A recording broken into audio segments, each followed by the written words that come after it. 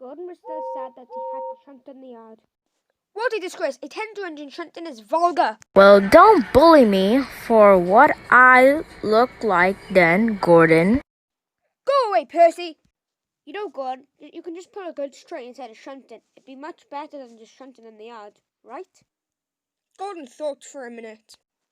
Fine, at least it'll be better than being here. James laughed and went away. Gordon was pulling his trucks. Then he saw Thomas. Hello, Gordon. Looks like you're pulling some trucks. You know, let me pull them so you can go back to shunting. No, thank you. I'm fine. And he went away. Gordon arrived at the docks where he met the... Hello, Gordon. Pulling some trucks. And back to my little engine. So, that's my boss. Listen, I got to go. Goodbye to you. Gordon was starting to regret being lazy.